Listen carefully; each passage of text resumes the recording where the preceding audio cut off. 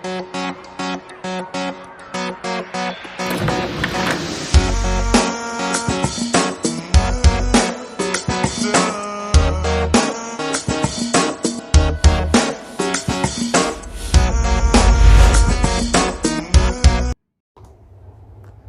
Students, मैं सी दिवाकर गुप्ता और today we are going to start our accounting part which is in the syllabus of ICAI institute of chartered accountant of India. और अभी तक हमने final accounts में जो topic कर लिया था शेयर से रिलेटेड, उसके बाद जो अब हमारी वो तो नॉर्मल क्लासेस में कंप्लीट हो गया था हमारा। ड्यू टू लॉकडाउन कुछ पार्ट छूटा हुआ था जिसमें मैंने पार्टनरशिप का वीडियो आपको पूरा डाल दिया है 6 पार्ट में। आज से जो हम स्टार्ट करने जा रहे हैं वो अकाउंटिंग पार्ट है हमारा। अकाउंटिंग में अब हम जो स्टार्ट करने जा रहे हैं वो डिवेंचर्स है। डिवेंचर्स का फंडामेंटल टॉपिक, जो फंडामेंटल चीज़ें हैं वो हम समझेंगे यहाँ पे। उसके बाद जो है डिवेंचर्स के बाद मैं पार्टनरशिप पढ़ाऊँगा आपको। तो आज लेट्स स्टार्ट विद डिवेंचर्स, फिर इसको कंप्लीट करके आगे हम बढ़ेंगे। तो सभी लोग, hope you all are doing well, और मेरी प्रभु से यही कामना है कि आप सब और हमारे देश के सभी नागरिक कोविड की इस भयंकर सिचुएशन में घर में सुरक्षित रहें। और किसी भी तरीके की कोई हेल्प चाहिए हो तो आप लोग मुझे कॉल कर सकते हैं। मेरा नंबर आप सभी के पास है और स्क्रीन पे भी मेरा नंबर आप लोग देख सकते हैं, नीचे ब्लिंक कर रहा है। तो आज हम स्टार्ट करते हैं डिवेंचर्स और समझते हैं पहले डिवेंचर्स होते क्या हैं। तो आज जो डेट है हमारी 14/5/2021, टॉपिक है हमारा डिवेंचर्स।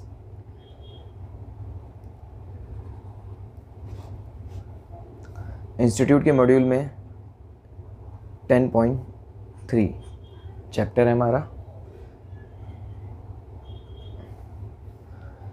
सबसे पहले तो हम समझते हैं डिवेंचर्स होते क्या हैं। तो जब भी बात डिवेंचर्स की आती है तो हमारे माइंड में एक चीज़ ये होनी चाहिए, क्योंकि हम कंपनीज अकाउंट्स पढ़ रहे हैं तो हम कंपनी के कंटेक्स्ट में बात करेंगे। और सेक्शन 52 जो हमारे कंपनीज एक्ट का सेक्शन 52 है वो डिवेंचर्स के बारे में कुछ बातें हमें बताता है। तो पहले हम ये समझ लेते हैं कि डिवेंचर्स होते क्या हैं। जब कभी भी किसी कंपनी को फंड की रिक्वायरमेंट होती है, फंड यानी कि मनी, अपने बिजनेस को रन करने के लिए हर किसी को पैसे की रिक्वायरमेंट होती है। ऐसे ही जब किसी कंपनी को पैसे की रिक्वायरमेंट होती है तो वो कंपनी सोर्स ऑफ फंड देखती है कि वो कहाँ कहाँ से पैसा ला सकती है। तो सबसे पहले जो इक्विटी होती है वो इक्विटी के थ्रू पैसा ला सकती है या फिर डेट के थ्रू। तो इक्विटी के रूप में पैसा हमें कहाँ से मिलता है? शेयर होल्डर से, जिसमें हमारे 2 तरीके के शेयर्स होते हैं, या तो इक्विटी शेयर्स होते हैं या फिर प्रेफरेंस शेयर्स होते हैं, जो हम ऑलरेडी कवर कर चुके हैं। दूसरी चीज़ जो हमारी होती है वो होती है डिवेंचर्स। डिवेंचर या फिर बॉन्ड, डिवेंचर सर्टिफिकेट या फिर बॉन्ड। तो उसके अलावा जो है बैंक से भी फंडिंग की जा सकती है, पर अभी बात क्योंकि डिवेंचर और शेयर्स के बीच में हो रही है तो हम केवल इन 2 का ही एग्जांपल लेकर के चल रहे हैं। तो शेयर्स के केस में तो बाकी सारी चीज़ें हम पढ़ चुके हैं। जो हमारा सेक्शन चैप्टर 10 स्टार्ट हुआ था वहाँ पे जो उसकी फर्स्ट यूनिट और सेकेंड यूनिट थी वहाँ पे हमने शेयर्स के बारे में जाना, कैसे इशू होते हैं, कैसे फॉरफीचर होते हैं। बाकी यहाँ पे अब बात आ रही है डिवेंचर्स की, तो हम डिवेंचर्स के लिए यहाँ पे देखेंगे क्या होता है। तो आपको मेरे हिसाब से ये समझ में आ गया होगा कि डिवेंचर्स बेसिकली कुछ नहीं है, ये एक लोन डॉक्यूमेंट है जो कंपनी इशू करती है। जैसे बड़ी बड़ी कंपनियां हैं, टाटा है, अदानी है, रिलायंस है, ये जो भी लिस्टेड कंपनीज होती हैं जनरली वही डिवेंचर्स को इशू करती हैं। तो ये लोग डिवेंचर सर्टिफिकेट इशू करती हैं जिसमें ये लिखा होता है कि मैंने इतने डिवेंचर्स आपको इशू किए हैं, यानी कि आपने इतना पैसा लोन का मुझे दिया है। अब उसमें रेट ऑफ इंटरेस्ट भी होता है। कभी कभी जो है रेट ऑफ इंटरेस्ट के बिना भी कुछ डिवेंचर्स इशू हो जाते हैं, वहाँ पर डिस्काउंट पर डिवेंचर इशू होता है। और आगे जो है जब उसका रिडम्पशन होता है तो वो प्रीमियम पे भी हो सकता है या फिर एट पार भी हो सकता है। तो जो डिफरेंस डिस्काउंट और जो हमारा मैच्योरिटी अमाउंट होता है उन दोनों का डिफरेंस ही जो डिवेंचर होल्डर होते हैं उनके लिए एक बेनिफिट होता है। तो डिवेंचर जनरली जो है यहाँ पे एक चीज़ जो इन्वॉल्व होती है वो होती है rate of interest. Rate of interest पर इक्विटी के केस में जैसा कि हमने देखा था, यहाँ पे क्या होता है कि जो शेयर होल्डर होता है वो क्या बन जाता है? वो ओनर बनता है। यहाँ पे जो डिवेंचर होल्डर होता है वो कभी भी ओनर नहीं होता है, पर वो क्या होता है, वो होता है क्रेडिटर, एक तरीके से क्रेडिटर्स फॉर लोन। यहाँ पे ओनर होता है, तो ओनर को क्या दिया जाता है, डिविडेंड। तो जब कभी भी हम P&L बनाते हैं तो P&L का जो नेट प्रॉफिट यहाँ पे हम निकालते हैं, तो इस नेट प्रॉफिट में से डिविडेंड दिया जाता है। जबकि P&L बनाते टाइम, जब भी हम P&L बना रहे होते हैं, तो उस टाइम पर जो यहाँ पे डिवेंचर होल्डर्स को पैसा दिया जाता है, वो यहाँ पे टू इंटरेस्ट ऑन डिवेंचर्स के नाम पे खर्चा बुक कर दिया जाता है। यानी कि जो डिवेंचर होल्डर्स को हम इंटरेस्ट देते हैं वो होता है हमारा खर्चा, एक्सपेंस होता है, जो P&L में से चार्ज करने के बाद में नेट प्रॉफिट होता है। और जो डिविडेंड हम इधर इक्विटी को देते हैं वो हमारा नेट प्रॉफिट में से आगे अप्रोप्रिएट, एक P&L अप्रोप्रिएशन अकाउंट बनता है। P&L अप्रोप्रिएशन में P&L के जो नेट प्रॉफिट को हम ले जाते हैं, फिर वहाँ से फर्दर जो ओनर्स को हम डिविडेंड वगैरह और भी अदर जो रिजर्व में पैसा जाना होता है वो बैलेंस शीट में भेज देते हैं। तो ये मेरा डिवेंचर का कंसेप्ट हो गया। मैं आपको यहाँ पे एक डिवेंचर सर्टिफिकेट भी दिखा देता हूँ। वो सर्टिफिकेट देखने के बाद में थोड़ी हमारी अंडरस्टैंडिंग डिवेंचर को लेकर के और बढ़ जाएगी कि बेसिकली डिवेंचर है क्या। तो डिवेंचर्स के केस में ये सर्टिफिकेट है हमारा, रिलायंस इंडस्ट्री का। मैंने एक सैंपल निकाला है गूगल से, आप लोग भी जाके देख सकते हैं। वहाँ पे बहुत सारे डिवेंचर्स के सर्टिफिकेट के फॉर्मेट पड़े हुए हैं। हालांकि आज की डेट में ये फिजिकल फॉर्म में सर्टिफिकेट इशू नहीं किए जाते हैं, जैसे शेयर्स के केस में पहले शेयर सर्टिफिकेट इशू किए जाते थे फिजिकल फॉर्म में, पर अब सब कुछ इलेक्ट्रॉनिकली होता है।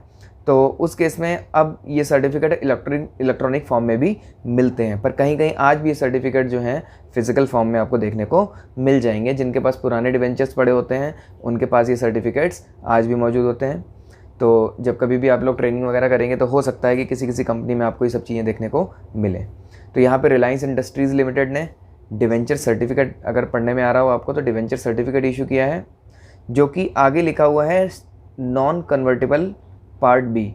तो अभी हम समझेंगे कि टाइप ऑफ डिवेंचर क्या होते हैं। तो वहाँ पे हम convertible, non convertible, redeemable, irredeemable, इस टाइप से अलग अलग डिवेंचर्स को के जो टाइप है उनको देखेंगे।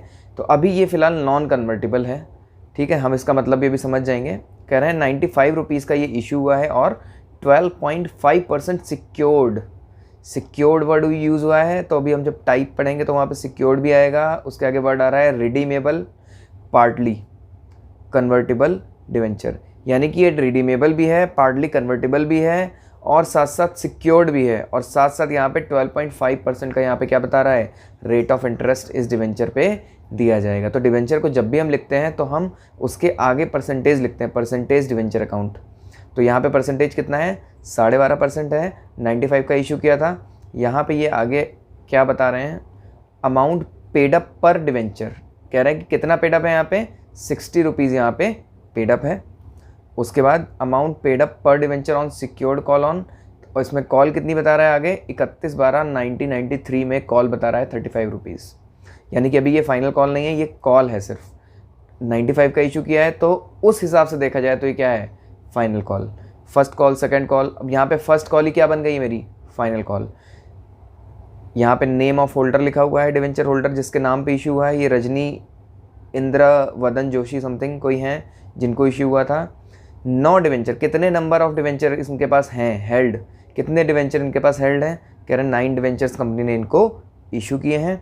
इनके डिवेंचर का डिस्टिंक्ट नंबर भी है, यानी कि हर डिवेंचर के अपने एक नंबर होते हैं, हर शेयर का एक नंबर होता है। शेयर और डिवेंचर दोनों ही सिक्योरिटीज़ हैं, तो सिक्योरिटी को नंबरिंग के साथ में इशू किया जाता है कि किस नंबर का डिवेंचर हमने इशू किया है। फिर उसके बाद यहाँ पे जो जॉइंट डायरेक्टर, ऑथराइज सिग्नेटरी वगैरह के साइन है। और ये डिवेंचर सर्टिफिकेट अपने आप में जिसको ये डिवेंचर इशू किया गया है उसके लिए एक एसेट बन जाती है। तो थोड़ा सा और समझ लेते हैं इसको आगे हम।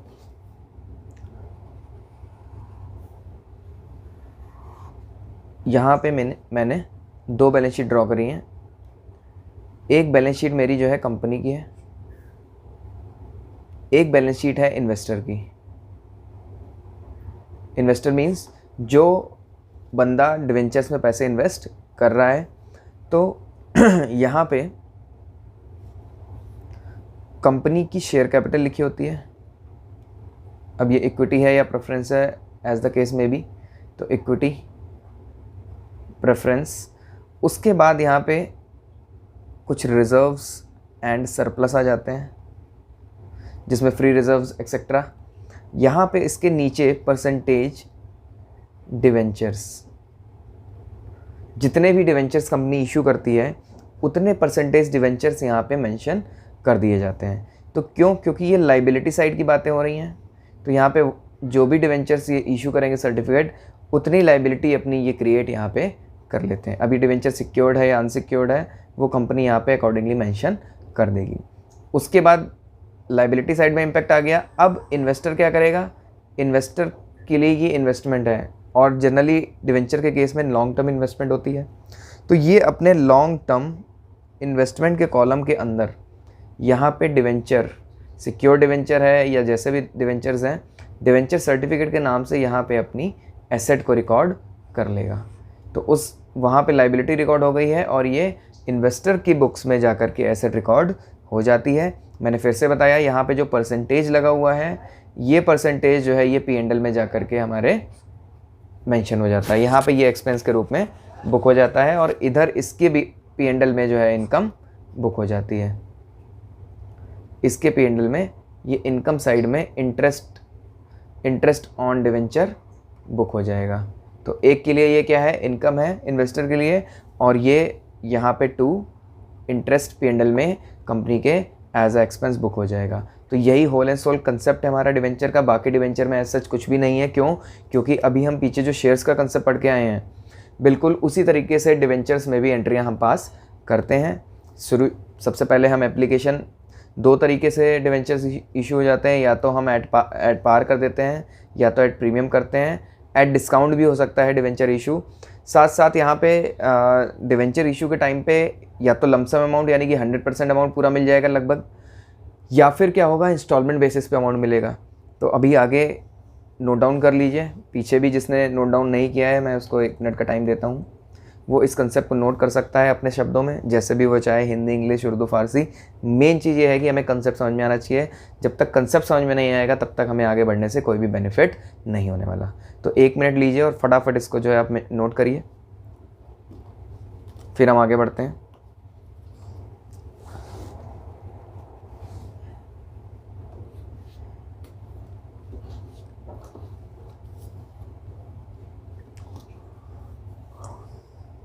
तो हम आगे स्टार्ट करते हैं। यहाँ से देखिए, अब बात हो रही थी डिवेंचर्स के टाइप की। तो यहाँ पे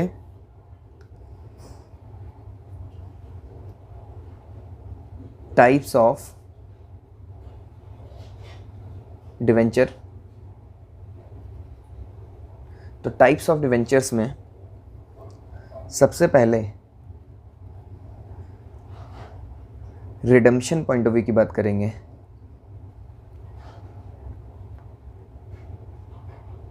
रिडेम्पशन पॉइंट, हम रिडेम्पशन के बेसिस पे देखेंगे तो डिवेंचर्स 2 तरीके के होते हैं। पहला जो डिवेंचर होता है मेरा, वो होता है रिडीमेबल।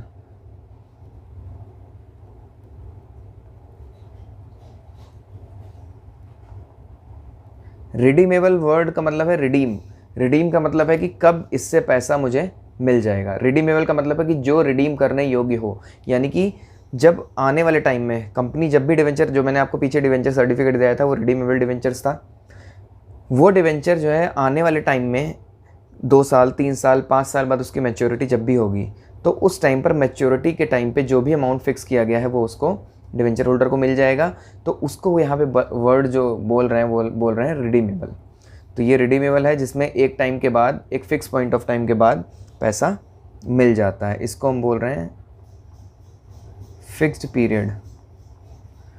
एक जो फिक्स टाइम है इसके बाद में पैसा यहाँ पे मिल जाएगा, दैट इज़ 5 years और 10 years एक्सेट्रा, जिस तरीके से जो भी कंपनी इसको इशू कर रही होगी। उसके बाद हमारे कुछ डिवेंचर्स होते हैं इररिडीमेबल। Irredeemable debentures. जो इररिडीमेबल डिवेंचर्स होते हैं, इन डिवेंचर्स में कोई भी टाइम पीरियड फिक्स नहीं होता है। ऐसा नहीं है कि ये जो डिवेंचर्स हैं इन पे मैच्योरिटी नहीं होगी, इन पे पैसा नहीं मिलेगा, पर कंपनी कहती है कि हम जब तक पैसा हमें ज़रूरत है तब तक हम अपने पास रखेंगे, आपको हम एक फ़िक्स परसेंटेज पे इंटरेस्ट तो देते रहेंगे, पर लेकिन एक अप्रॉक्सीमेट टाइम तो फिर भी हम आपको बता देंगे, लेकिन यहाँ पे कोई भी टाइम फिक्स नहीं होता है। तो टाइम फिक्सेशन नॉट, यहाँ पे टाइम फिक्सेशन नहीं है।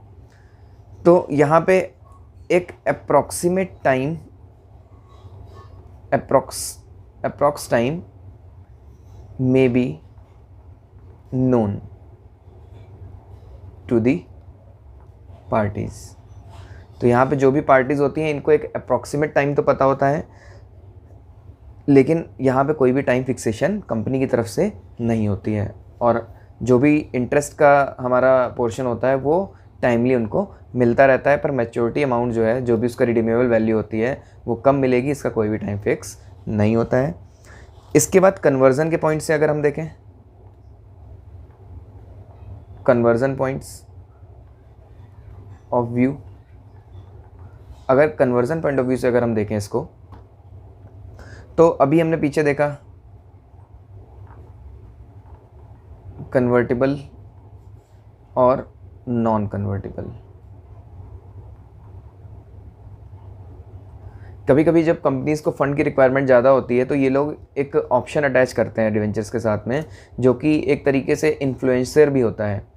इन्फ्लुएंसर क्यों होता है? ये इन्फ्लुएंस करता है लोगों को। जैसे रिलायंस जैसी बड़ी कंपनियां जिनके शेयर्स मिलना इतना आसान नहीं है, अब रिलायंस को लगता है कि उनको कुछ पैसे की रिक्वायरमेंट है, उन्हें करोड़ में फ़ंड चाहिए होते हैं, तो उस टाइम पर ये लोग क्या करते हैं, ये लोग सोचते हैं कि ऐसा करते हैं कि थोड़ा सा जो है जनरल पब्लिक को एक हम लोग जो है बेनिफिट भी देते हैं।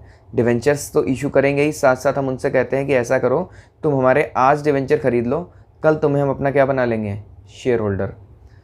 ये लेकिन क्या है, ये ऑप्शन होता है शेयर होल्डर के पास में, डिवेंचर होल्डर के पास में, कि वो चाहे तो मैच्योरिटी पे पैसा वापस ना लेके कंपनी के शेयर्स अलॉट करवा ले। तो उस केस में ये कन्वर्टेबल डिवेंचर्स होते हैं, जो कि इक्विटी या प्रेफरेंस किसी भी चीज़ में इनका कन्वर्जन हो सकता है एज़ पर दी कंपनीज़ गाइडलाइन। जैसे भी कंपनीज़ ने वो डिवेंचर इशू किए होंगे उस हिसाब से यहाँ पे कन्वर्जन हो जाता है। फिर नॉन कन्वर्टेबल डिवेंचर्स, अभी हमने जो पीछे शेयर सर्टिफिकेट देखा था, ये हमारा नॉन कन्वर्टेबल है। नॉन कन्वर्टेबल का मतलब है कि हम सीधे सीधे क्या करेंगे, पैसा देंगे, मैच्योरिटी पे आपको क्या देंगे, पैसा देंगे। हम कोई भी इक्विटी शेयर्स या कोई भी राइट्स देने की बात आपको नहीं कर रहे हैं। तो ये होते हैं मेरे non convertible. These are those debentures which are non convertible at the time of maturity. तो यहाँ पे ये नॉन कन्वर्टेबल होते हैं। हालांकि कन्वर्टेबल डिवेंचर ये ज़रूरी नहीं कि मैच्योरिटी के टाइम पे ही कन्वर्टेबल हो। यहाँ पे जैसे 5 साल के लिए अगर कोई डिवेंचर इशू किया गया है तो कभी कभी कुछ कंपनियाँ क्या करती हैं प्रैक्टिकली, वो कहते हैं कि 3 साल तक आप डिवेंचर्स होल्डर बने रहो, उसके बाद 3 साल के बाद जो 2 साल बचेंगे उसमें आपके पास राइट है कि आप कभी भी हमारे यहाँ हमसे एप्लीकेशन दे करके शेयर अलॉट करवा लो। तो ये कन्वर्टेबल की बातें हो गई और नॉन कन्वर्टेबल की बातें हो गई। अब थर्ड जो हमारा केस है, जो थर्ड हमारा है, अगला है हमारा नेगोशिएबिलिटी के बेसिस पे।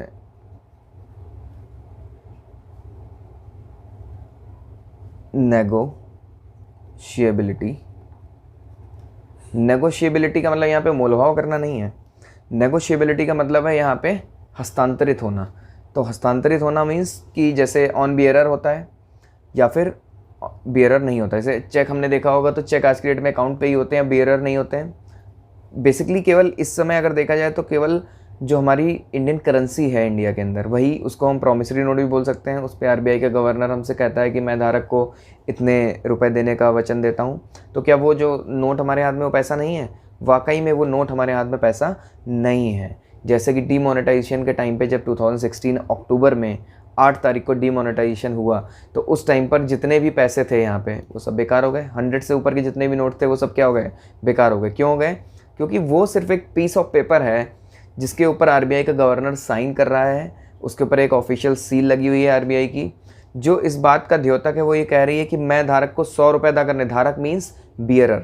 तो ऐसे ही बियरर मीन्स कि जिसके हाथ में जो उस नोट को बियर कर रहा है, यानी कि जिसके पास वो नोट है, वो 100 रुपये की चीज़ कहीं भी खरीदता रहे, वो 100 रुपये आगे चले जाएंगे उसके बाद किसी और के पास, मिस्टर ए से मिस्टर बी के पास, मिस्टर बी से मिस्टर सी के पास हस्तांतरित, यानी कि बियरर के रूप में आगे चला जाएगा नोट। और वहाँ पे किसी की भी हमें परमिशन लेने की ज़रूरत नहीं है क्योंकि आरबीआई के गवर्नर ने नोट पे साइन किया हुआ है, ऑफिशियल सील वहाँ पे लगी हुई है।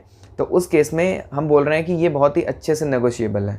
नेगोशिएबिलिटी यानी कि हस्तांतरित होना। तो यहाँ पे कह रहा है कि दो तरीके के डिवेंचर्स होते हैं, एक होते हैं रजिस्टर्ड डिवेंचर, जैसे पीछे मैंने आपको दिखाया। तो रजिस्टर्ड डिवेंचर में वहाँ पे प्रॉपर नाम लिखा हुआ है, जिसके पास भी वो क्या नाम है डॉक्यूमेंट है उसका नाम भी मेंशन है। कुछ डिवेंचर्स जो पहले इशू होते थे, अब नेगोशिएबिलिटी के बेसिस पे देखा जाए तो केवल और केवल रजिस्टर्ड डिवेंचर्स ही इशू होते हैं। जो हमारे बियरर वाले होते हैं, जो हमारे बियरर डिवेंचर्स होते हैं वो अब इशू नहीं होते, क्योंकि हमारा नेगोशिएबल इंस्ट्रूमेंट कहता है कि अब कोई भी चीज़ जो है प्रॉमिसरी नोट की जैसी इशू नहीं हो सकती, क्योंकि केवल इंडियन करेंसी ही जो है वो ही प्रॉमिसरी नोट जो है इंडिया में एप्लीकेबल है। उसके अलावा सारे के सारे प्रॉमिसरी नोट लॉ के द्वारा वॉइड करार दे दिए जाएंगे। इसलिए जो बियरर डिवेंचर है, मेरे हिसाब से जितना कि मेरी अंडरस्टैंडिंग है, मेरे हिसाब से अब बियरर डिवेंचर इशू नहीं होते हैं। बियरर में लेकिन होता क्या था, बियरर में जैसे यहाँ पर जो है ये नाम जो लिखा हुआ है होल्डर का, यहाँ पे नाम नहीं होता था और यहाँ पे लिखा होता था ऑन बियरर, यानी कि eight the time of maturity जिसके पास भी ये डिवेंचर सर्टिफिकेट होगा उसको कंपनी मैच्योरिटी अमाउंट दे देगी। वहाँ पे किसी भी की कोई परमिशन लेने की ज़रूरत नहीं है, यानी कि वो डिवेंचर ही अपने आप में सफिशिएंट है। आगे बढ़ते हैं। नेगोशिएबिलिटी के बेसिस पे हो गया। इसके बाद प्रायोरिटी के बेसिस पे, प्रायोरिटी के बेसिस पे तो कह रहे हैं कि यहाँ पे दो तरीके से, एक फर्स्ट मॉर्गेज, एक हमारा सेकंड मॉर्गेज। अब जैसा कि मैंने आपको अभी पहले ही बताया ऊपर कि यहाँ पर इन्वेस्टर के पास में क्या है, ये इन्वेस्टर के पास में एक इन्वेस्टमेंट है। इन्वेस्टमेंट यानी कि एक एसेट है। वो एसेट जो है कल को वो गिरवी भी रख सकता है। गिरवी को ही हम बोलते हैं मॉर्गेज, और वो एक तरीके की फिक्स एसेट है। तो यहाँ पे फर्स्ट मॉर्गेज जो है हमारा, जब भी सपोज़ करिए मेरे पास 1 लाख रुपए के डिवेंचर्स हैं, कंपनी के 1 लाख डिवेंचर सर्टिफिकेट है मेरे पास। इस केस में मैंने किसी से जो है पैसा लेना है, मुझे किसी से पैसा चाहिए उधार, तो मैं क्या करूँगा, मैं अपने ये 1 लाख के डिवेंचर्स क्या करूँगा, मैं उससे कहूँगा ऐसा है तुम ऐसा करो, मुझे कुछ पैसा दे दो और उसके बदले में सिक्योरिटी में मुझसे क्या ले लो, ये डिवेंचर ले लो। तो फर्स्ट मॉर्गेज मीन्स कि मैंने इससे हो सकता है कि 50,000 ही लिए होंगे। तो यानी कि इस डिवेंचर पे जो फर्स्ट चार्ज आ जाएगा, पहला अधिकार, फर्स्ट चार्ज यानी कि पहला अधिकार जो आ जाएगा, वो फर्स्ट मॉर्गेज जो भी जिसने किया होगा, जिसने भी मुझे वो 50,000 रुपये पहले दिए होंगे, मैं उसके नाम से वो पहला अधिकार उसको दे दूंगा। ऐसे ही जब मैं किसी और सब्सिक्वेंट बंदे से कहूँगा कि यार ऐसा करो, मुझे और 25,000 की ज़रूरत है, तो उस केस में जो इस डिवेंचर के ऊपर ही मैं मॉर्गेज कराऊंगा, इस डिवेंचर को ही, और यहाँ पे जो दूसरा अधिकार होगा वो मैं नेक्स्ट बंदे को दे दूंगा। यानी कि अब जब भी मेरा डिवेंचर सर्टिफिकेट जो है बिकेगा या फिर रिडीम होगा, क्योंकि हम ज़रूरी नहीं कि केवल रिडम्पशन तक वेट करें, हम बीच में भी ये डिवेंचर्स क्या कर सकते हैं, सोल्ड आउट कर सकते हैं। तो यहाँ पे ये कह रहा है कि जिस टाइम पर तुम पहली बार इसको या तो रिडीम कराओगे या तो इसको बेच दोगे, उस टाइम पर जो भी पैसा यहाँ से तुम्हें रिकवर होगा, तो पहले 50,000 रुपये का अधिकार किसका है, जो फर्स्ट मॉर्गेज होगा, और सेकंड मॉर्गेज जो होगा उसको बाकी का रिमेनिंग पैसा देके फिर जो बच जाएगा वो तुम्हें मिलेगा। तुम्हें मीन्स कि जिसके पास में वो सर्टिफिकेट होगा उसको मिलेगा। तो ऐसे ही सब्सिक्वेंट मॉर्गेज भी हो सकता है सेकंड के बाद में। तो ये प्रायोरिटी के बेसिस बता रहा है, फर्स्ट मॉर्गेज या फिर सेकंड मॉर्गेज। अब बात आ रही है नेक्स्ट हमारी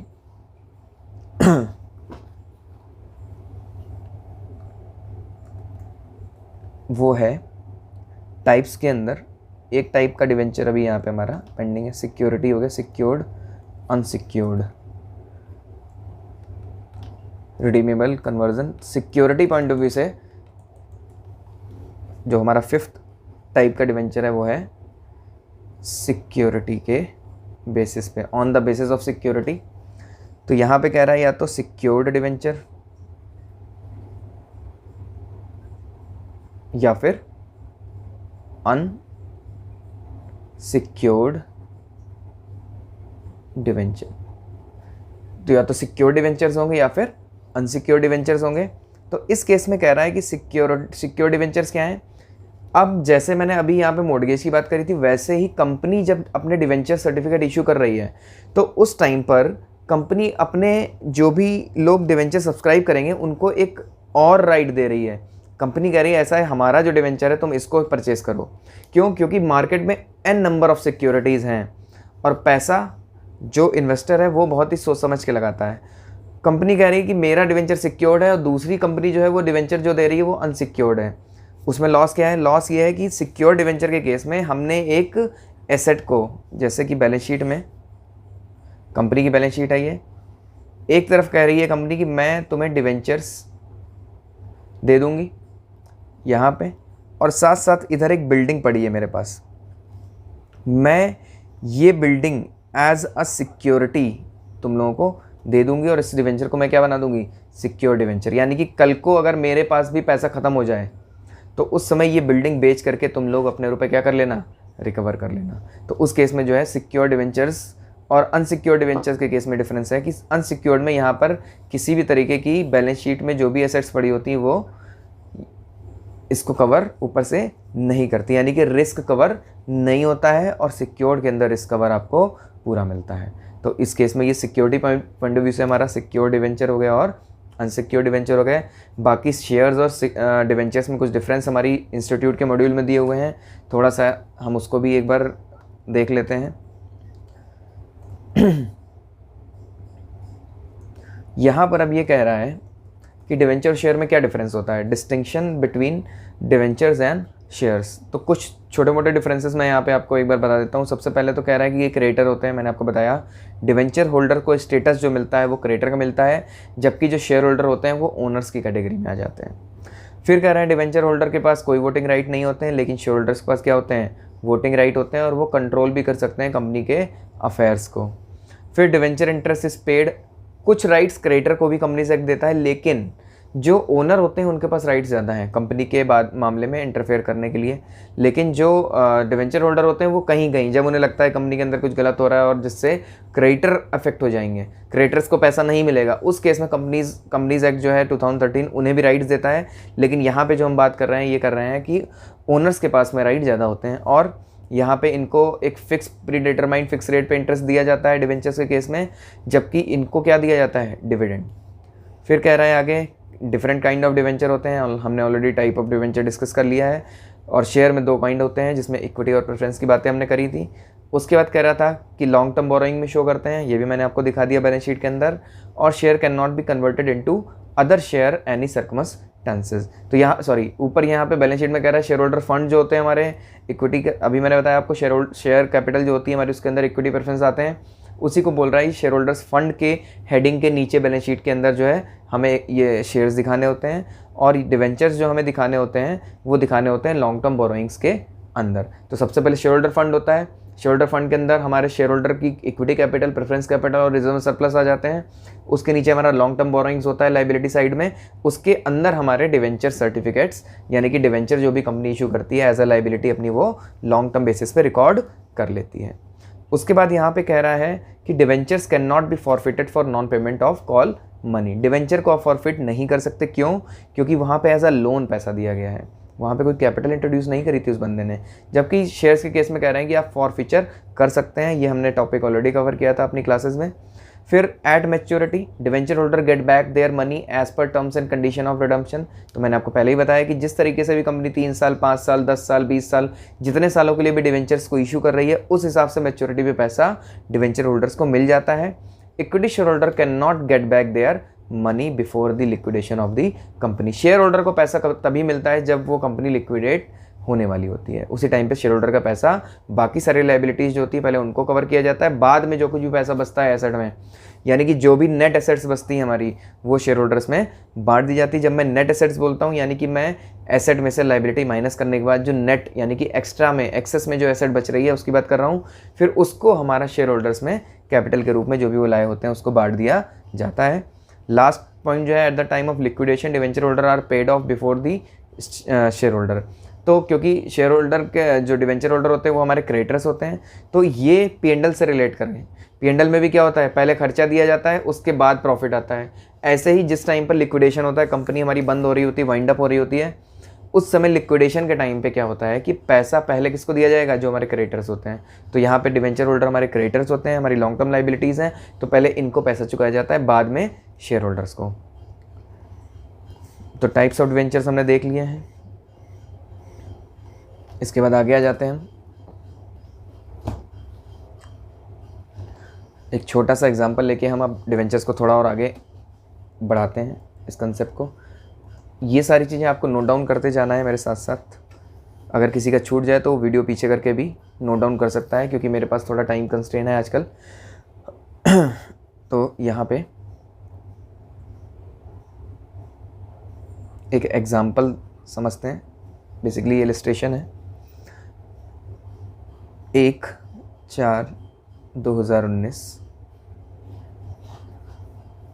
1/4/2019 को डिवेंचर सर्टिफिकेट हमने इशू कर दिए हैं 5 साल के लिए। 1 2 3 4 5 यहाँ पे 1/4/19 है,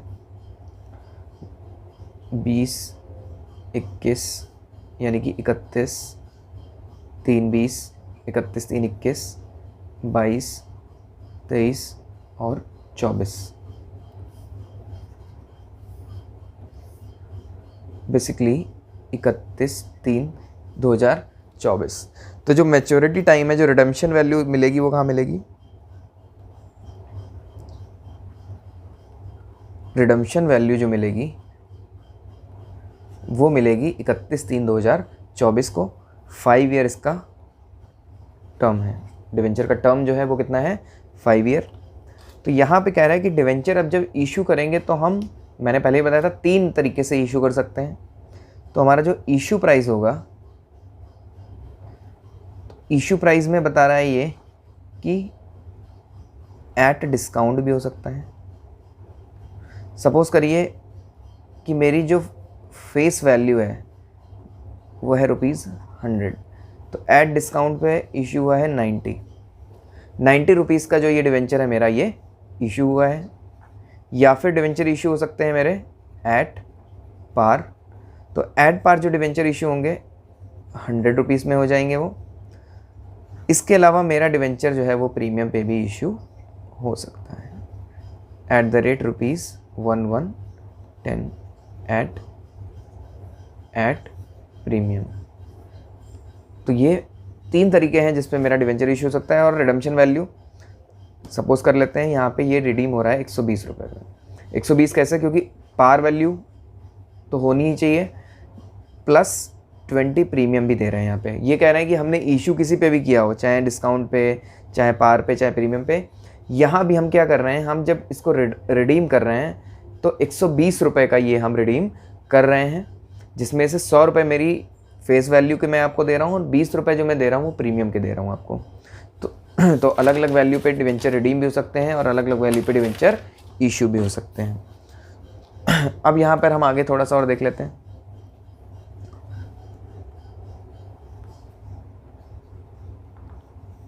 कंसेप्ट 1 यहाँ पे कह रहा है कि डिवेंचर जो है,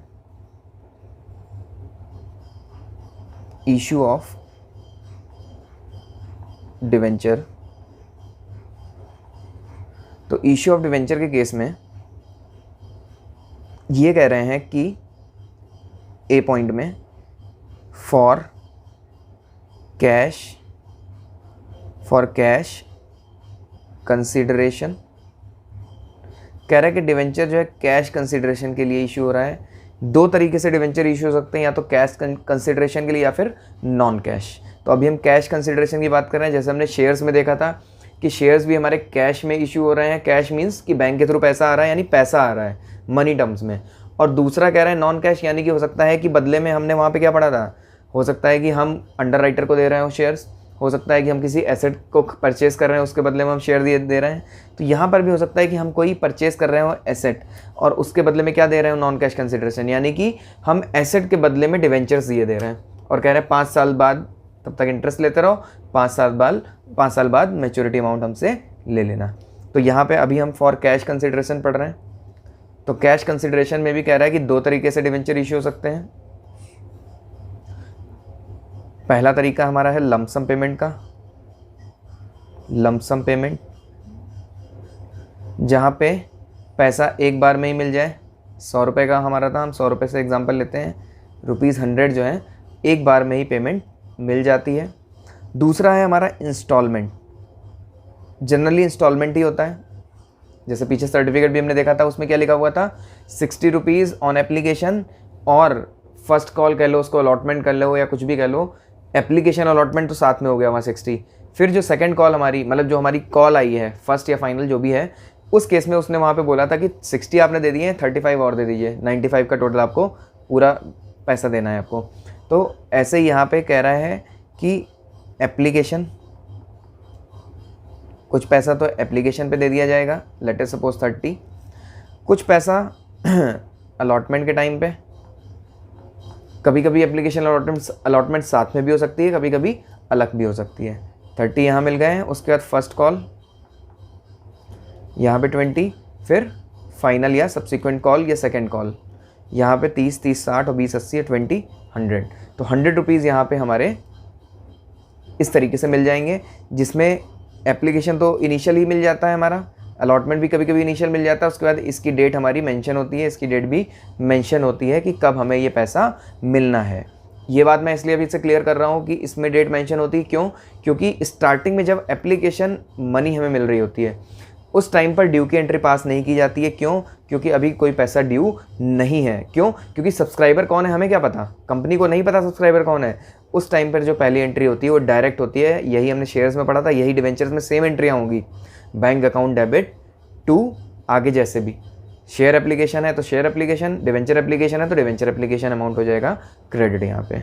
लेकिन जब हम अलॉटमेंट या फिर जो भी नीचे की फर्स्ट कॉल या फाइनल कॉल जो हमें पहले से पता है, प्री डिटरमाइंड है कि ये पैसा हमें एक टाइम पे मिलने वाला है, तो उस टाइम पर हम इसको ड्यू पहले करते हैं और बाद में बैंक में रिसीव करते हैं। तो हम पहले ड्यू की एंट्री पास करेंगे, फिर पेमेंट की एंट्री होती है वहाँ पे, रिसिप्ट की एंट्री।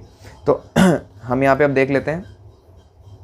पहले तो 2 नोट, यहाँ पे एक नोट मेंशन कर लीजिए, नोट नंबर 1। नोट नंबर 1 में नोट कर लीजिए, मिनिमम सब्सक्रिप्शन कितना चाहिए होता है यहाँ पे, शेयर्स में कितना चाहिए होता था 90%, पर यहाँ पे ऐसा नहीं है। यहाँ पे कह रहे हैं कि मिनिमम सब्सक्रिप्शन जो है वो 75% भी होगा तब भी काम चलेगा। तो minimum subscription in case of debenture, minimum subscription in case of debenture issue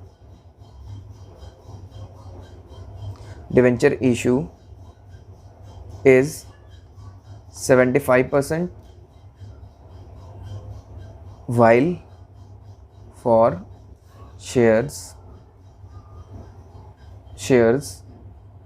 it is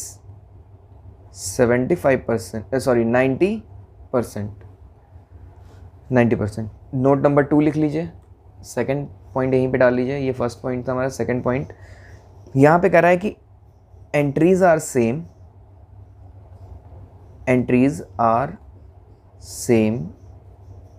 as in case of issue of shares. तो जो शेयर्स की एंट्री है सेम एज इट इज़ यहाँ पर एप्लीकेबल है। तो जो आपके नोट्स में मैंने ऑलरेडी एंट्रीज लिखाई हुई हैं, वही आपके लिए जो है एंट्रियाँ यहाँ पे भी एप्लीकेबल हो जाएगी। वहाँ पे बस हमें शेयर्स की जगह डिवेंचर वर्ड यूज़ करना है।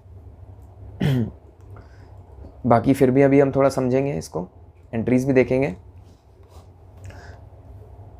अब यहाँ पे जो हमारा मोड था, हम ऑलरेडी इसको भी टेकअप कर चुके हैं, फिर से एक बार इसको नोट डाउन कर लेंगे। Mode of issue of debenture, at par, at premium और एट डिस्काउंट। तो at par, at premium and at discount. At premium में आ जाते हैं हम, क्योंकि एट पार में तो नॉर्मल एंट्रियां हैं, डिस्काउंट की बात बाद में करेंगे, पहले बात करते हैं प्रीमियम की। तो प्रीमियम के केस में suppose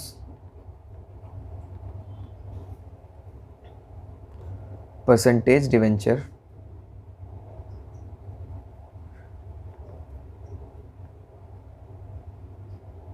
$10,000 in numbers.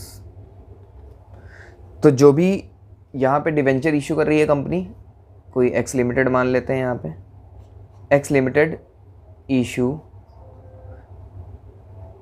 Debentures 10,000 in number at the rate ₹110, जिसमें 100 जो है इसकी फेस वैल्यू है, पार वैल्यू बोल सकते हैं इसको हम, प्लस 10 रुपये यहाँ पे प्रीमियम है।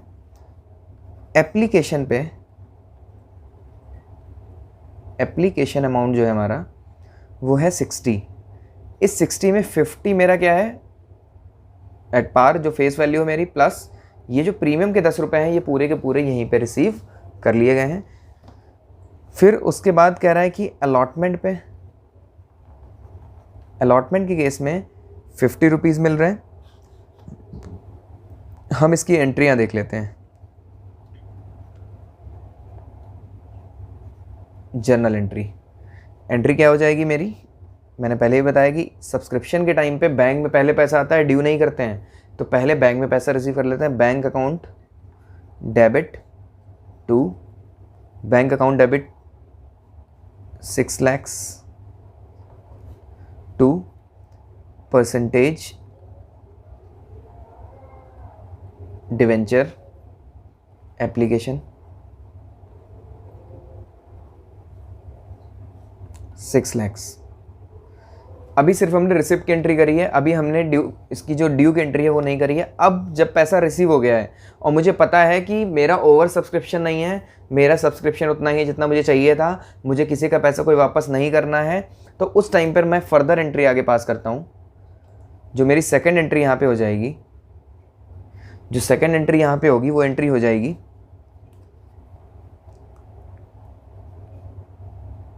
Percentage debenture application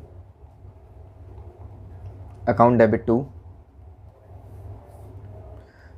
percentage debenture account. Total कितना था डिवेंचर एप्लीकेशन, और क्या मिला है 10 रुपये, यहाँ पे 10 रुपये मेरा प्रीमियम भी यहीं पे अटैच है टू सिक्योरिटी प्रीमियम अकाउंट। तो यहाँ पे इस 6 lakhs में से 6 lakhs, तो ये पूरे के पूरे क्या हो जाएंगे, ये कट जाएगा और ये कट जाएगा, काटना नहीं है ये सिर्फ एक बताने का तरीका है कि नेट इफेक्ट क्या आएगा। तो एप्लीकेशन मेरा चला गया, बचा क्या, bank account debit to debenture account कितने से ₹50 यानी 5 lakhs, 50 इंटू 10,000 5 lakhs। तो ये क्या हो गया 50 इंटू 10,000 5 lakhs, और 1 लाख यानी कि 10 इंटू, मैंने 10 रुपये पर शेयर यानी कि 10,000 शेयर, सॉरी डिवेंचर पर डिवेंचर यानी कि 10,000 डिवेंचर है, तो मैंने ₹10 के हिसाब से 1 लाख रिसीव कर लिए हैं एज अ सिक्योरिटी प्रीमियम। तो ये कहाँ चले जाएंगे, मेरे सिक्योरिटी प्रीमियम मेरी बैलेंस शीट में चले जाएंगे। तो बैलेंस शीट जो, अब बैलेंस शीट के अंदर क्या नज़ारा होगा हम ये भी देख लेते हैं एक बार। बैलेंस शीट के अंदर मेरा जो लॉन्ग टर्म लाइबिलिटी हैं, नॉन करंट लाइबिलिटी से हम कह रहे हैं, यहाँ पे जो डिवेंचर्स मेरे परसेंटेज डिवेंचर मेरा आ रहा होगा, परसेंटेज डिवेंचर आएगा, यहाँ पे डिवेंचर में तो कितना जाएगा 5 lakhs, पर जो सिक्योरिटी प्रीमियम होगा, वैसे तो सिक्योरिटी प्रीमियम मेरा यहाँ पे आएगा रिजर्व एंड सरप्लस में, बाकी ये सिर्फ एक समझाने के लिए, सिक्योरिटी प्रीमियम अकाउंट में मेरा 1 लाख रुपए क्रेडिट हो जाएगा। सिक्योरिटी प्रीमियम की बात अब आई है, तो आगे मैं एक नोट और लिखाऊंगा जिससे आपको ये समझ में आएगा कि सिक्योरिटी प्रीमियम एक रिस्ट्रिक्टिव रिजर्व होता है। क्या होता है, इसको भी कहीं मेंशन कर लीजिए, security premium is an restrictive reserve. ये रिजर्व कंपनी से कहता है कि हर काम के लिए आप यूटिलाइज नहीं कर सकते। यूटिलाइज का मतलब उसका पैसा आप कहीं और खर्च नहीं कर सकते उन जगहों के अलावा जहां हम बता रहे हैं। तो जहां हम बताएंगे सिर्फ वहीं पैसा खर्च करेंगे आप। यानी कि जो आपने 1 लाख रुपया मंगाया है, टोटल कितना मंगाया? 6 लाख। तो हमारा बैंक अकाउंट जो भी यहाँ पे आ रहा होगा इसमें ऐड हो जाएगा ये 6 लाख। जो भी अमाउंट यहाँ बनेगा इसमें से जो 1 लाख रुपया यहाँ है ये अलग करके रख लो। यानी कि 5 लाख रुपए जो डिवेंचर के लिए हैं ये तो आपने जिस पर्पज से डिवेंचर इशू किए उस पर्पज से यूटिलाइज कर लो। पर जो 1 लाख रुपए सिक्योरिटी प्रीमियम में आ रहा है, ये 1 लाख रुपए वहीं पे हम इन्वेस्ट कर सकते हैं, वहीं पे खर्च कर सकते हैं जहां पे कंपनीज एक्ट 2013 हमको बताएगा। अब कहाँ बताएगा वो हम आगे नोट डाउन करेंगे। पहले हम इस एग्जाम्पल को और आगे थोड़ा सा ले जाते हैं। अब यहाँ पे मेन एंट्री हमने जो करनी थी डिवेंचर एप्लीकेशन की वो कर दी है। ये काटना नहीं है, मैंने सिर्फ समझाने के लिए बताया था। एंट्री एज इट इज़ रहेगी। अब जो बात और भी है यहाँ पे, हमें क्या करना है, हमें नरेशन डालना मैंडेटरी है। Being debenture application money received. Narration बहुत इंपॉर्टेंट है। मैं बार बार क्लासेस में भी बोलता हूँ, नरेशन के बिना एग्जाम में नंबर अच्छे नहीं मिलेंगे, क्योंकि एग्जामिनर आज क्या जज कर रहा है, आज वो जज ये कर रहा है कि तुम सीए बनने लायक हो या नहीं हो। तो इस समय वो तुम्हारे बेसिक चीज़ों को चेक कर रहा है। वो बहुत एक्सटेंडेड लेवल पे किसी भी क्वेश्चन को ना पूछेगा, ना वो चाहता है कि तुम बहुत ही एक्सटेंडेड कोई भी जवाब दो। वो ये चाहता है कि बेसिक गलतियाँ बिल्कुल मत करो, जिससे कि जब तुम बेसिक स्ट्रॉन्ग करके आगे बढ़ोगे तभी तुम एक अच्छे सीए बन पाओगे। तो यहाँ पे क्या कह रहा है कि being debenture application being debenture application money received. उसके बाद हमारी सेकंड एंट्री जो थी इसमें जो नरेशन आ जाएगी वो आ जाएगी being debenture application transfer to debenture account. अब हम आगे बढ़ते हैं। इसके बाद हमारी अलॉटमेंट की एंट्री जो हो जाएगी वो पास हो जाएगी। थर्ड एंट्री हमारी अलॉटमेंट की होगी। अब जो है ड्यू की एंट्री पहले होगी। अलॉटमेंट ड्यू की एंट्री पहले हो जाएगी। अलॉटमेंट ड्यू में जो एंट्री होगी वो हो जाएगी debenture allotment account debit to percentage debenture account. कितना पैसा रिसीव कर रहे थे हम अलॉटमेंट पे? 50 रुपये, यानी कि 5 लाख की एंट्री यहाँ पे पास हो जाएगी।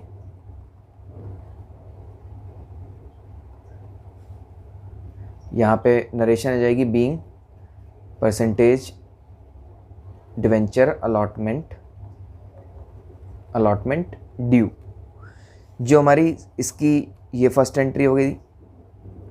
जो उसके बाद जो हमारा fourth entry, basically fourth entry जो है हमारी, फर्स्ट छोड़िए इसको, जो हमारी फोर्थ एंट्री, अब जो अमाउंट रिसिप्ट की आएगी, जो हमारी रिसिप्ट की एंट्री यानी रिसीव्ड अमाउंट रिसीव्ड की एंट्री जो होगी, अमाउंट रिसीव्ड की एंट्री होगी वो यहाँ हो जाएगी bank account debit 5 lakhs at the time when we receive the payment. Bank account debit to debentures, percentage debenture हो जाएगा, यहाँ भी परसेंटेज डिवेंचर हो जाएगा, percentage debenture allotment account 5 lakhs। यहाँ पे हो जाएगा नीचे being debenture allotment money received. यहाँ पे अब हम ये देख सकते हैं कि ये और ये एंट्री मेरी क्या हो रही है, ख़त्म हो रही है। नेट इफेक्ट देख रहे हैं हम इस समय। तो हमारी जो मेन फाइनल एंट्री हो गई bank account debit to debenture account, तो ये मेरी मेन एंट्री हो गई है। तो ये पहले हमने ड्यू किया है अमाउंट, उसके बाद हमने इसको अमाउंट रिसीव कर लिया है। जबकि पीछे ऊपर क्या हो रहा था एप्लीकेशन में, वहाँ पे अमाउंट पहले आता है और बाद में ड्यू की एंट्री पास होती है। तो ये बात हमें ध्यान रखनी है एग्जाम में। बाकी तो बिल्कुल नॉर्मल कंसेप्ट है, अब कोई दिक्कत नहीं है आगे आपको। एक एग्जाम्पल हम और ले लेते हैं इसी में। एग्जाम्पल नंबर 2, पहले फर्स्ट एग्जाम्पल था हमारा यहाँ पे ये हमारा फर्स्ट एग्जाम्पल था। अब जो एक्स लिमिटेड है अब ये एक्स लिमिटेड कह रही है, सपोज एक्स लिमिटेड इशू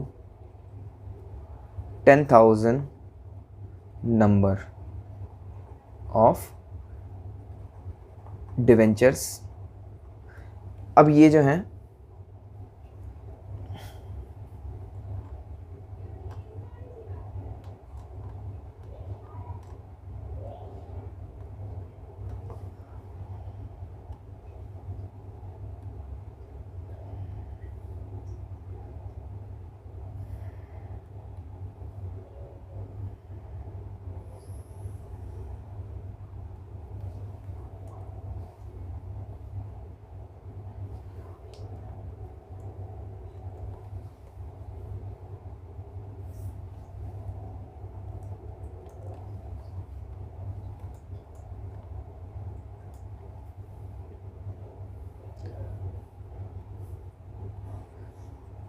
एक बार एग्जांपल हम फिर से नोट करेंगे, थोड़ा स्क्रीन रिकॉर्डिंग मेरी बंद हो गई थी।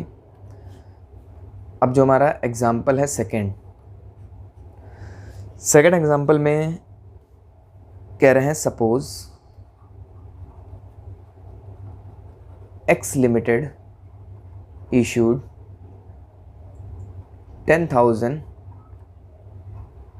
इन नंबर इशूड डिवेंचर आप पूरा लिख लीजिए, डेट भी लिख सकते हैं शॉर्ट में। Suppose X limited issued debenture 10,000 in number at the rate 1110, जिसमें वही 100 at par plus 10 rupees premium, क्योंकि हम प्रीमियम का एग्जांपल ले रहे हैं यहाँ पे। अब जो मेरा एप्लीकेशन है, एप्लीकेशन पे जो रिसीव कर रहा है वो 50 रिसीव कर रहा है। ये चलिए इसको हम 40 मान लेते हैं, 40 रिसीव कर रहा है।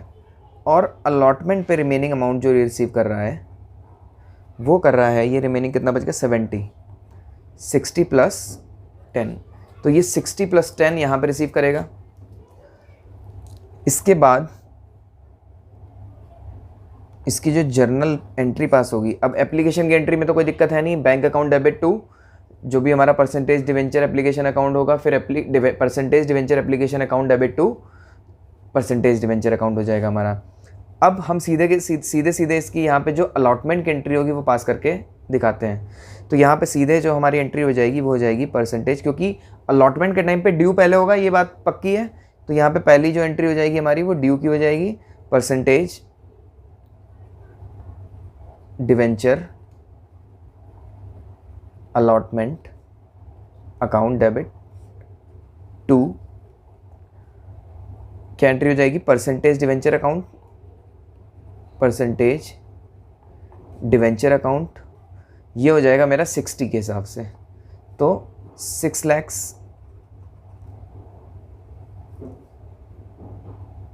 सॉरी अलॉटमेंट में तो 7 लाख रिसीव कर रहा हूँ मैं, 7 लाख से पूरी एंट्री हो जाएगी मेरी। जब बैंक में रिसीव करूँगा तो सिक्योरिटी प्रीमियम में 1 लाख चला जाएगा अलग से। यहाँ पे हो जाएगा being debenture allotment due, being percentage debenture allotment due. उसके बाद जो हमारी सेकंड एंट्री इसमें होगी वो बैंक में जो रिसिप्ट की एंट्री होती है, बैंक अकाउंट डेबिट हो जाएगा मेरा 7 लाख से, क्योंकि रिसीव तो मैं 7 लाख ही करूँगा, टू मैंने यहाँ पे थोड़ा गड़बड़ कर दिया, 6 लाख यहाँ पे आएगा, क्योंकि यहाँ पे मैं ड्यू पहले ही कर दे रहा हूँ। और यहाँ पे सिक्योरिटी प्रीमियम अकाउंट भी आएगा जो कि 1 लाख से आएगा। थोड़ा सा करेक्ट कर लेंगे, थोड़ी मिस्टेक हो गई मुझसे। यहाँ पे 6 लाख आ जाएगा क्योंकि मेरे डिवेंचर अकाउंट में कितना जाएगा 60 रुपीज़, और 10 रुपीज़ मेरा सिक्योरिटी प्रीमियम का है, तो वो सिक्योरिटी प्रीमियम अकाउंट में ड्यू के टाइम पे हम पहले ही भेज देंगे। फिर हम क्या करेंगे, बैंक अकाउंट में 7 लाख रिसीव कर लेंगे और इस एंट्री को रिवर्स करेंगे to percentage debenture allotment account 7 lakh. I hope इसमें कोई दिक्कत नहीं होगी। इसकी नरेशन अकॉर्डिंगली हम मेंशन कर देंगे, being amount received on debenture allotment, ये इसकी नरेशन हो जाएगी। तो ये जर्नल एंट्री मेरी यहाँ पे, ये 2 एग्जांपल मेरे एट प्रीमियम के थे। अब बात हम करेंगे आगे डिस्काउंट की। तो अब जो हम डिस्काउंट की बात करेंगे,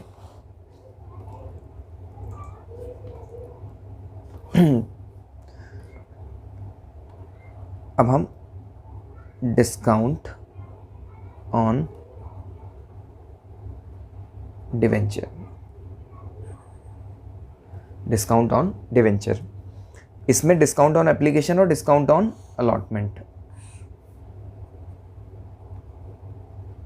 डिस्काउंट ऑन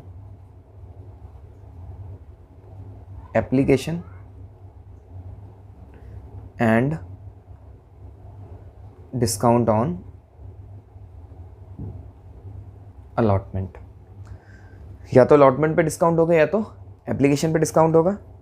तो जब एप्लीकेशन पे डिस्काउंट की हम बात करेंगे तो वही हमारी एक्स लिमिटेड 10,000 इन नंबर्स और इशूड फॉर ₹90 का इशू करेंगे, जिसको हम 100 माइनस 10, 10 रुपये मेरा डिस्काउंट है, 100 रुपीज़ का मेरा एट पार जो डिवेंचर्स थे वो थे।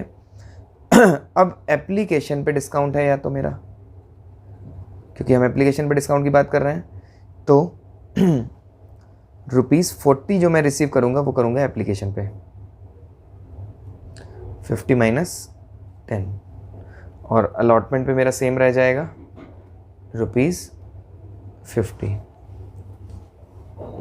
ऐसे इधर डिस्काउंट ऑन अलॉटमेंट की बात जब हम करेंगे तो यहाँ पे एप्लीकेशन पे जो मैं पैसा रिसीव करूँगा वो मैं रिसीव कर लूँगा 60, और अलॉटमेंट पे जो मैं रिसीव करूँगा वो करूँगा 30, दैट इज़ 40 माइनस 10। यहाँ पे एंट्रीज़ जो मेरी होंगी वो देख लेते हैं। Journal entries,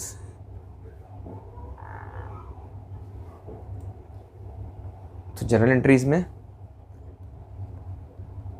bank account debit, क्योंकि एप्लीकेशन की बात है तो पहले रिसिप्ट आएगी यहाँ पे, तो bank account debit 4 lakh,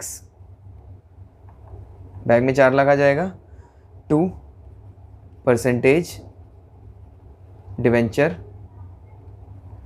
application account आ जाएगा मेरा 4 लाख। फिर जो मेरी ये फर्स्ट एंट्री हो गई है, नरेशन की आप लोग ध्यान रखें, बार बार नहीं बताऊंगा। फिर यहाँ पे percentage debenture application account, application account debit हो जाएगा मेरा 4 लाख से, चूँकि डिस्काउंट मेरा एक्सपेंस होता है और हम जनरल एंट्री के अपने कंसेप्ट में ये समझ चुके हैं कि जब भी कोई एक्सपेंस होता है तो वो डेबिट होता है, जहाँ एक्सपेंस बढ़ रहा होता है। तो एक चीज़ डेबिट तो मैंने 4 लाख से कर दी है, अब मैं डिस्काउंट को भी डेबिट करूँगा। Discount on issue of debenture account, debenture account debit 1 lakh. कोई दिक्कत नहीं है, मुझे लगता है कोई डाउट नहीं, क्योंकि डिस्काउंट कंपनी के लिए खर्चा है। 2% डिवेंचर, ये आ जाएगा 5 लाख। तो नेट एंट्री अगर हम देखें तो एप्लीकेशन से एप्लीकेशन कट जाएगा, काटना नहीं है, फिर से बता रहा हूँ, ये नेट इफेक्ट देखने के लिए है। Bank account debit to debenture sorry, bank account debit discount account debit to debenture 5 lakh, ये हमारा नेट इफेक्ट निकल करके आ गया। डिवेंचर एप्लीकेशन अकाउंट को हम जो टेम्परेरी अकाउंट होता है उसको बाद में ख़त्म कर देते हैं। फिर अब हम जब अलॉटमेंट की बात कर लेते हैं सीधे, अलॉटमेंट पे क्या एंट्री होगी, जब अलॉटमेंट पे डिस्काउंट होगा तो परसेंटेज, पहले ड्यू की entry, percentage debenture allotment account, allotment account debit, percentage debenture allotment account debit 3 lakh. फिर डिस्काउंट कितना है हमारा 1 लाख का, discount on issue of debenture, ये है 1 लाख का।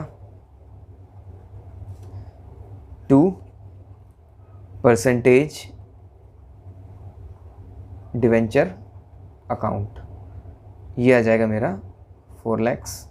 ये मेरे डिस्काउंट की एंट्री हो गई अलॉटमेंट के केस में।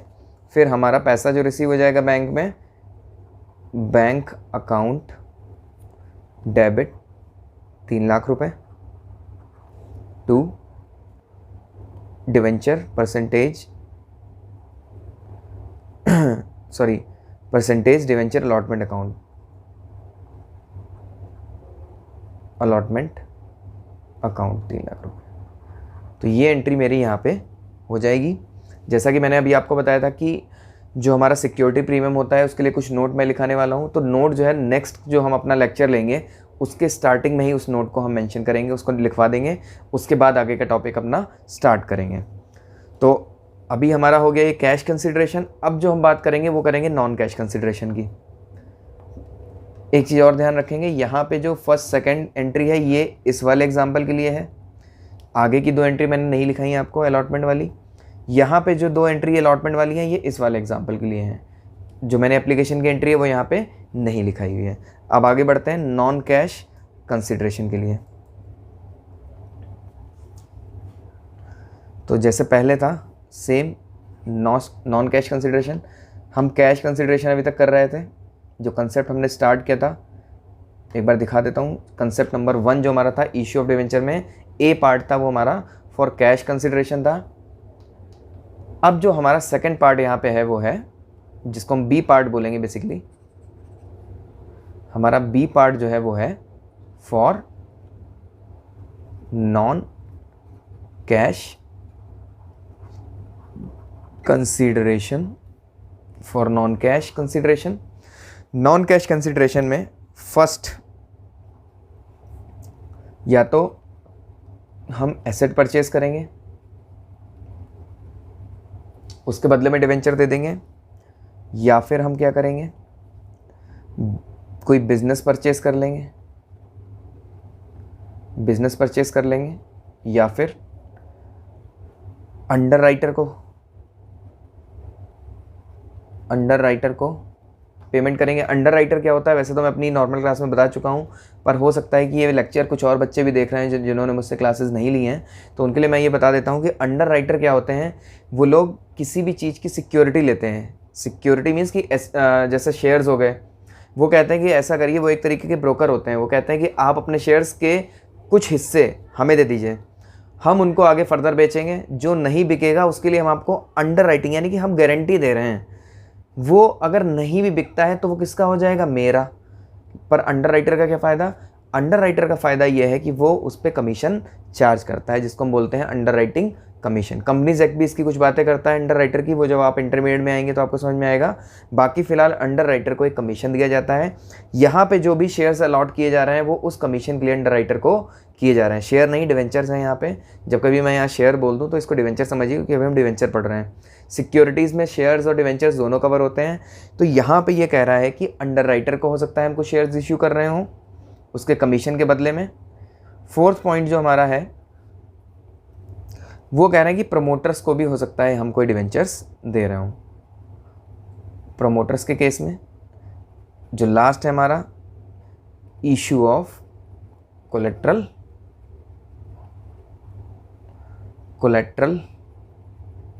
सिक्योरिटी। मॉर्गेज का केस हमने बताया था, फर्स्ट मॉर्गेज, सेकंड मॉर्गेज, यानी कि हम अपने डिवेंचर्स को क्या दे रहे हैं, किसी और को कह रहे हैं कि ये तुम्हारे पास एज अ सिक्योरिटी रहेगा हमारे ही पास, पर कल को अगर कुछ हम डिस्प्यूट कर दें या कोई प्रॉब्लम हो जाए तो ये जो रजिस्टर्ड मॉर्गेज हम करा देंगे ये इशू ऑफ कोलेट्रल सिक्योरिटी के रूप में हमेशा आपके पास में रहेगा। तो लोन के केस में सिक्योरिटी के रूप में हम दे सकते हैं, क्योंकि हमारी एसेट पड़ी हुई है एक तरफ। हम बैंक से कहेंगे ऐसा करिए, आप हमारी एसेट ले लीजिए और हमें क्या करिए, उसका डॉक्यूमेंट गिरवी रख लेते हैं वो लोग, हमसे ले लेते हैं और हमसे एक अंडरटेकिंग ले लेते हैं प्रैक्टिकली जो होता है, और यहाँ पे कहते हैं कि वो हम आपको लोन इशू कर देंगे। तो बेसिकली जो ऊपर की 4 बातें हैं वो तो हम पीछे पढ़ चुके हैं शेयर्स में, वहीं से ये कंसेप्ट उठ के आ जाएंगे, सीधे एज इट इज़ उनकी एंट्रियाँ हो जाएंगी। अगर एग्जाम के क्वेश्चंस जो भी हमारे बुक के क्वेश्चंस है उसमें अभी हम जब क्वेश्चंस करेंगे तो वहाँ पे अगर होगा तो वैसे भी हम एंट्रीज़ करने ही वाले हैं। तो वहाँ पे हम उन एंट्रीज जो ये 4 पार्ट है हमारा, एसेट परचेज का, बिजनेस परचेज का, अंडरराइटर प्रमोटर का कवर कर लेंगे। बाकी जो ये इशू वाला पार्ट है इसके लिए मैं जनरल एंट्री आपको यहाँ पे बता देता हूँ।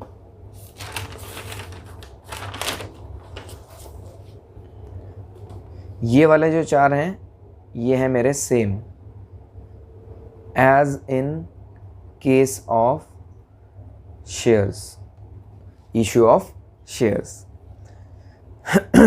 अब हम जो बात कर रहे हैं इशू ऑफ कोलेट्रल सिक्योरिटी की, हम बात कर रहे हैं इशू ऑफ कोलेट्रल सिक्योरिटी की, 5th पॉइंट की बात कर रहे हैं हम। तो यहाँ पे 2 तरीके के मेथड हैं हमारे। एक मेरा एंट्री मेथड है जिसमें हम जनरल एंट्री पास करके एडजस्ट करेंगे, 2 अकाउंट खुल जाएंगे। एक हमारा सस्पेंस अकाउंट खुल जाएगा डिवेंचर्स का, उसके थ्रू हम इसको रिकॉर्ड करेंगे। दूसरा मेरा होता है प्रेजेंटेशन मेथड। प्रेजेंटेशन मेथड तो एप्लीकेबल है ही, चाहे आप सिक्योरिटी चाहे आप एंट्री पास करें चाहे ना करें, प्रेजेंटेशन तो होगी ही होगी। तो एक है प्रेजेंटेशन मेथड। पहले जो हम बात कर लेते हैं, पहले हम बात करते हैं एंट्री मेथड की। तो जो हमारा एंट्री मेथड है, एंट्री मेथड हमसे कहता है कि जिस टाइम पर आप कोई भी लोन ले रहे होंगे, क्योंकि आप सिक्योरिटी कब देते हैं अपने डिवेंचर्स को, आप किसी को सिक्योरिटी कब देंगे, जिस समय पर आप लोन ले रहे हो। डिवेंचर्स अभी तो अब क्या है कि डिवेंचर्स बेसिकली क्या है, डिवेंचर्स इस समय कोई इन्वेस्टर नहीं दे रहा है, एसेट में पड़ी हुई चीज़ नहीं दी जा रही है। मैं इसलिए बोल रहा था कि कंपनी क्या करेगी, उसको एसेट दे देगी, उसको बोलेगी कि देखो लोन लिया है मैंने, लोन तुम्हारे लिए क्या है, एसेट है, तुम क्या करो डिवेंचर्स के रूप में भी मुझसे एक सिक्योरिटी ले लो। तो क्या होगा, आने वाले टाइम में तुम्हें इजी हो जाएगा, जिसमें मैच्योरिटी अमाउंट आएगा हम सबको पेमेंट करेंगे, उस समय ही तुम्हें एक साथ पेमेंट कर देंगे। फ़ायदा ये होगा कि आपको इंटरेस्ट भी मिलता रहेगा उस डिवेंचर के रूप में भी। तो यहाँ पे देखो क्या है, एंट्री देख लेते हैं। थोड़ा सा कन्फ्यूज़न हो गया था, लेकिन अभी इस बात को हमने क्लियर कर लिया है कि ये इन्वेस्टमेंट इन्वेस्टर की नहीं है, कंपनी ही क्या कर रही है, लोन ले रही है और साथ साथ क्या कर रही है, कह रही है डिवेंचर ले लो, ठीक है, डिवेंचर्स ले लो। तो यहाँ पे एंट्री मेथड है, एंट्री मेथड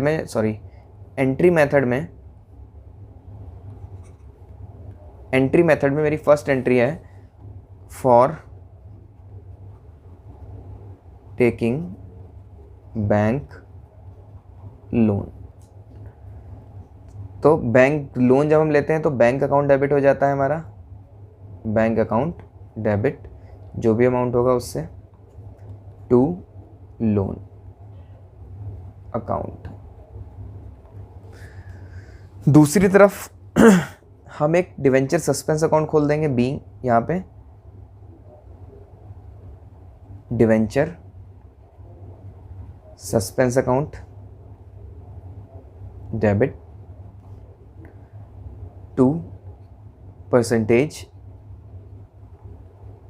डिवेंचर अकाउंट।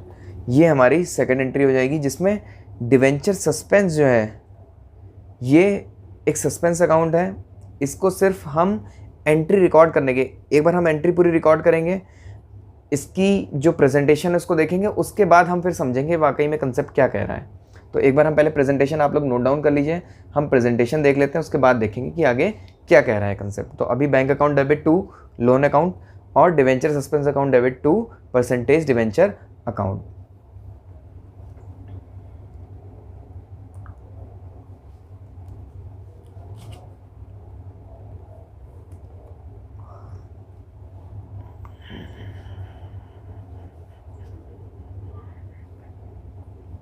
इस प्रेजेंटेशन से आपको वैसे भी क्लियर हो जाएगा कि इसका क्या पर्पस है, डिवेंचर सस्पेंस अकाउंट से डिवेंचर को खोलने का, क्योंकि हम कोलेट्रल सिक्योरिटी इशू कर रहे हैं, बदले में कुछ ले नहीं रहे हैं।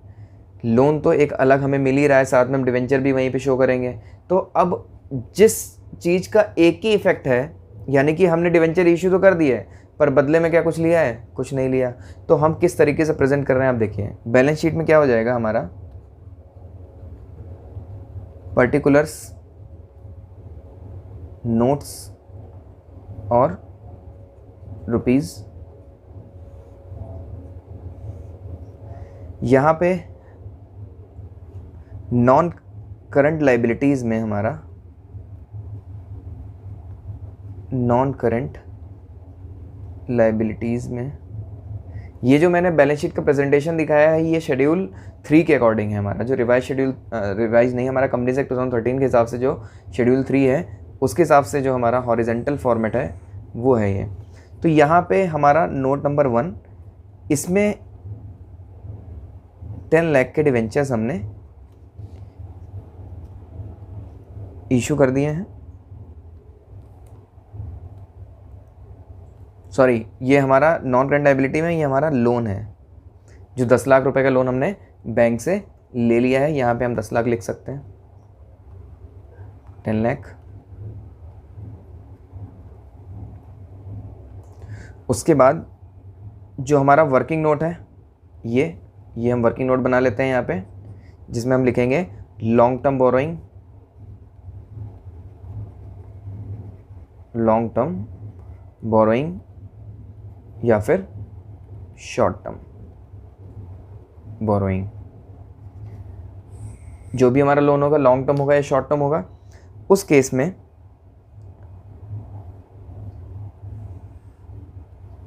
यहाँ पे रुपीज़, यहाँ पे आपका पर्टिकुलर्स आ जाएगा। पर्टिकुलर्स में यहाँ पे कह रहा है कि बैंक लोन लिया आपने